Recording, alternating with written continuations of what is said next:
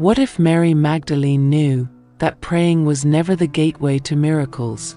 Because she understood, the monad responds only to inner unity, not spoken desire.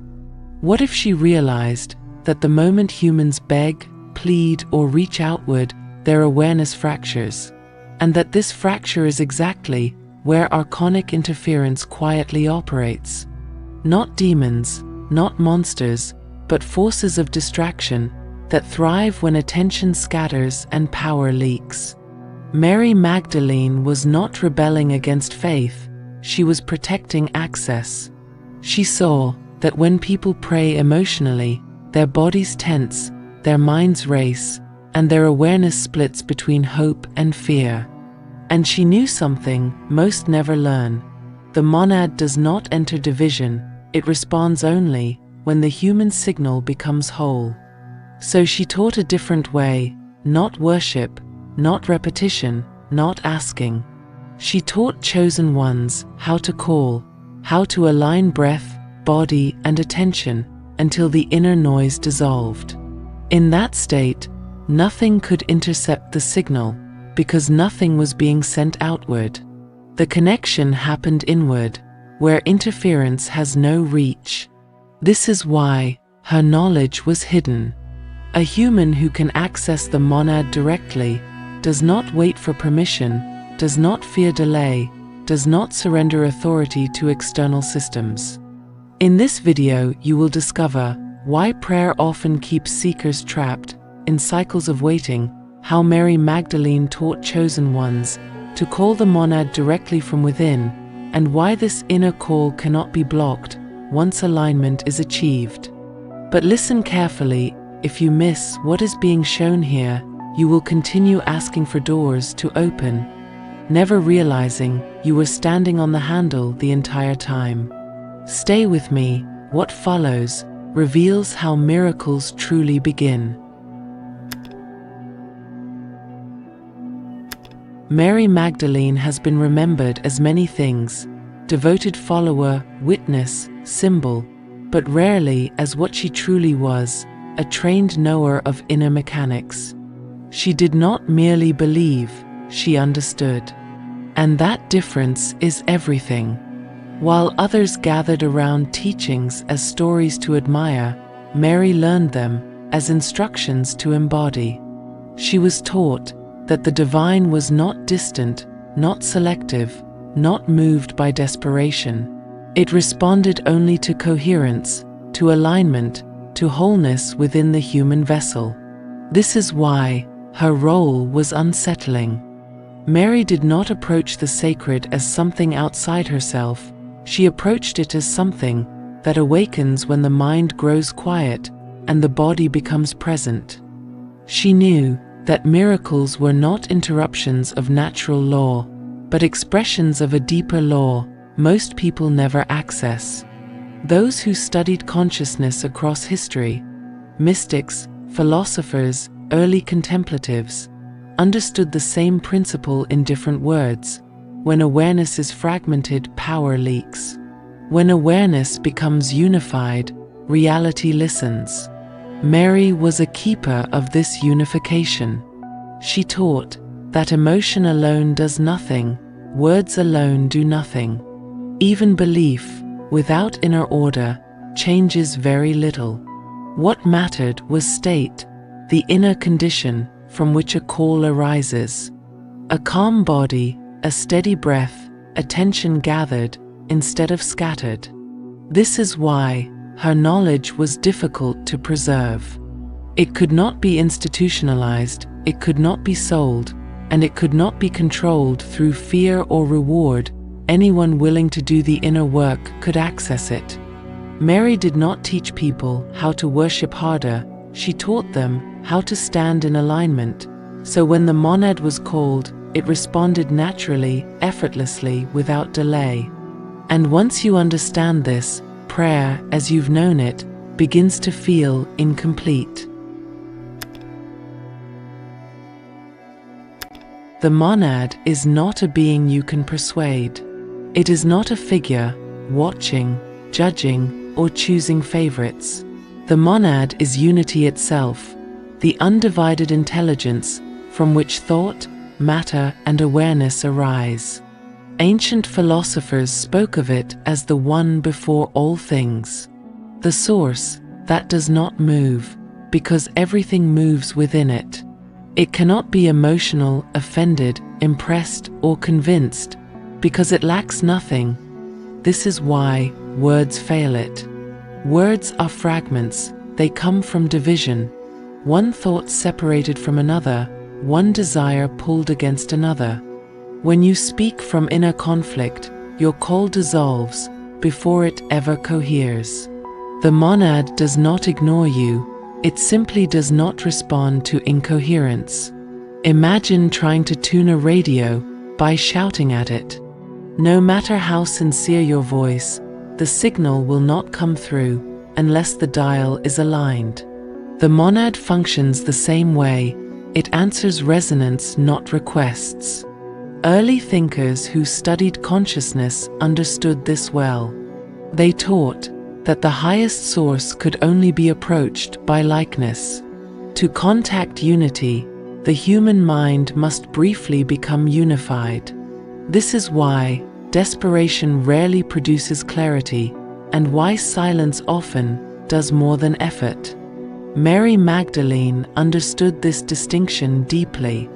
She taught that when the inner world becomes still, when breath, body, and attention rest in one place, the monad is no longer distant. It is immediately present, because it was never absent.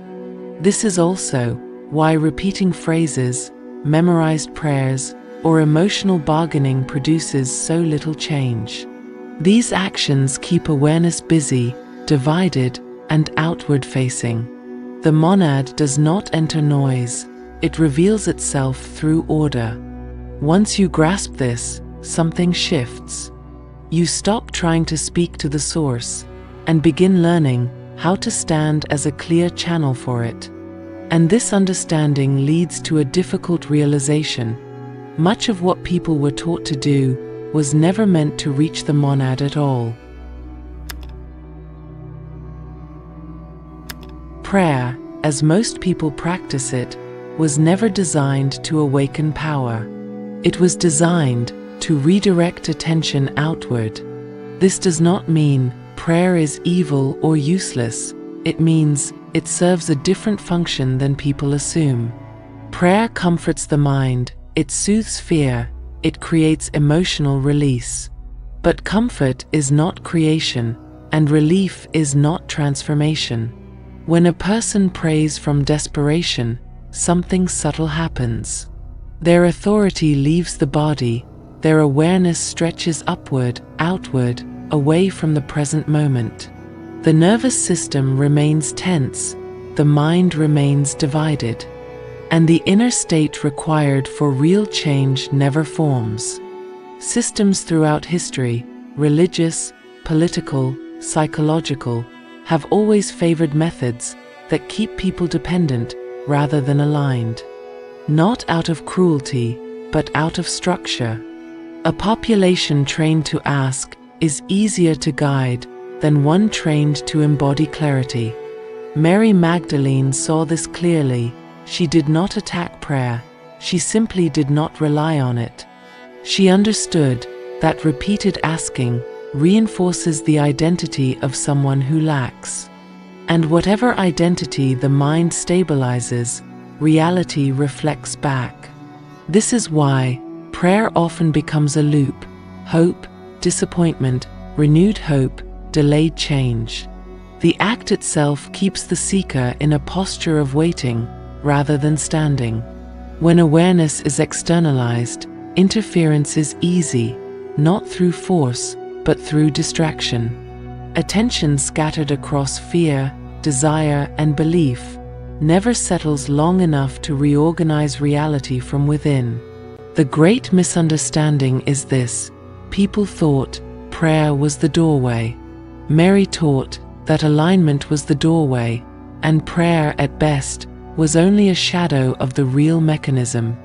Once you see this, you stop asking why miracles are rare, and begin asking a far more dangerous question: What happens when a human no longer gives their power away? Mary Magdalene taught something deceptively simple and profoundly disruptive. The source does not respond to requests, it responds to readiness. To ask is to reach outward from a place of separation. To call is to stand inward from a place of alignment. This was the core of her transmission. Calling was never verbal. It did not rely on sacred phrases, emotional intensity, or imagined devotion. Mary taught that the true call begins before thought. When the body settles, the breath softens, and attention gathers into a single point of presence. In that state, nothing is demanded, nothing is chased, there is no negotiation with life. The inner posture shifts from "please give" to "I am available." This distinction matters. When someone asks, their nervous system remains tense, scanning for outcome. When someone calls, the nervous system enters coherence. Heart rate steadies, breath deepens, awareness moves from the edges of thought into the center of being, and it is from this state that reality reorganizes. Mary taught that the monad is always broadcasting, but only clarity can receive it. Calling is not summoning something distant, it is removing the static that blocks what is already present. This is why miracles were never forced. They emerged naturally when alignment was achieved. Healing, insight, timing, and movement occurred not as rewards, but as consequences of coherence. Those who learned this understood something most never do. Power does not come from effort, it comes from order. This is also why the transmission survived quietly, person to person. It could not be mass-taught through rules or rituals. Each individual had to experience the internal shift themselves. And now comes the most important question: how does one enter this state? Deliberately, safely, and without imagination or belief. The monad call was never a ritual performed in the world, it was a state entered within the body. Mary Magdalene taught that alignment always begins with stillness, not effort. The body must feel safe before awareness can gather. So the first step was simple: stop reaching. Let the muscles soften, let the jaw unclench, let the breath fall back into its natural rhythm. Breath was not controlled, it was observed. As attention followed the breath, thought slowed on its own. No force, no suppression, just presence watching presence. Next came orientation. Awareness was gently drawn inward, not upward.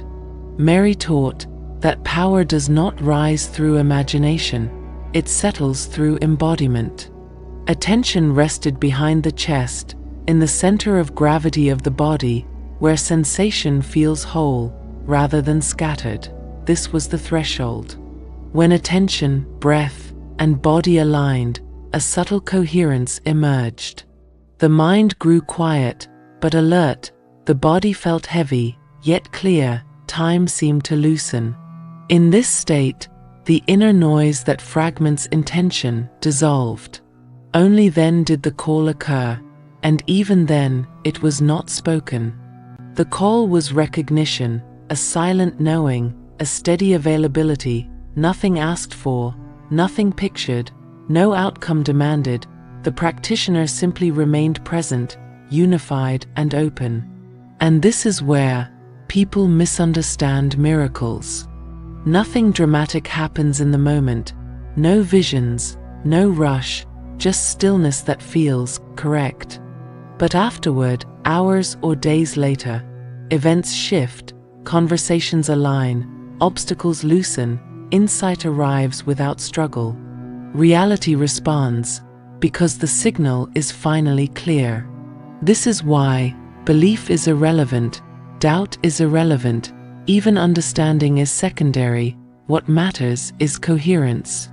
And this is why interference fails here, because there is nothing external to disrupt. When ancient texts spoke of archonic forces, they were not describing monsters hiding in the dark.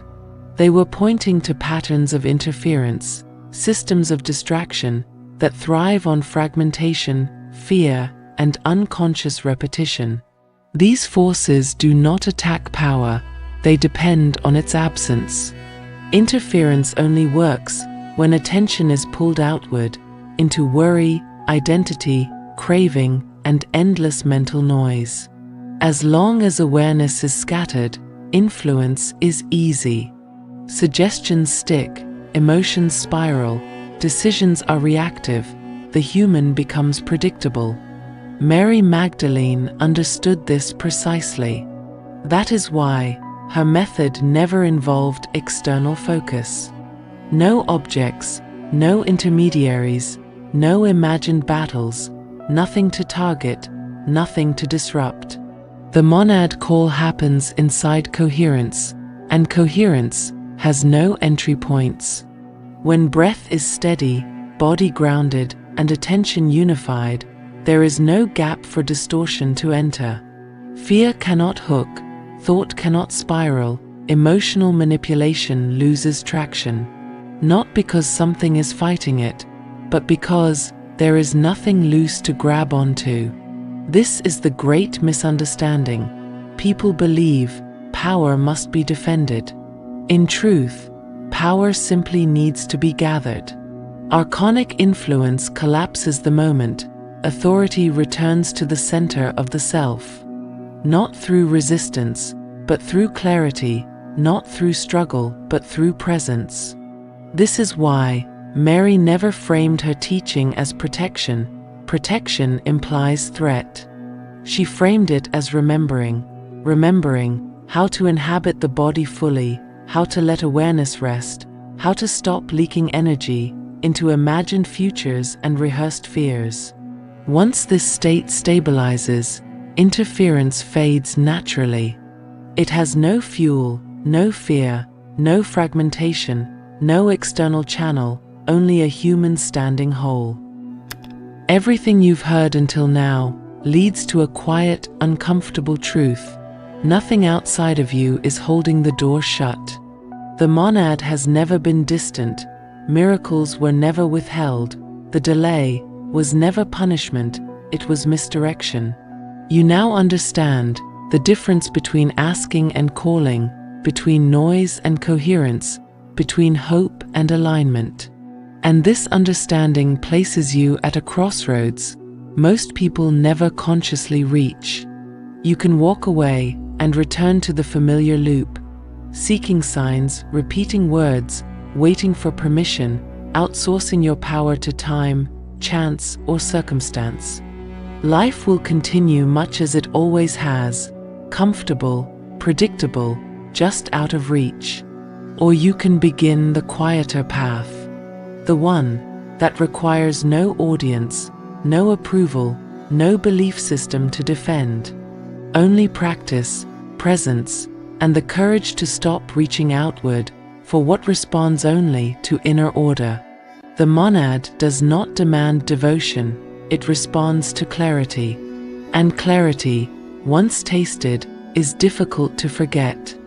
If this message awakened something within you, let it not fade. Comment, I understood it. Let it be your seal that the lost teachings of alignment have touched your awareness. Like this video to keep the truth flowing, share it so another seeker may awaken, subscribe so you never miss the next revelation.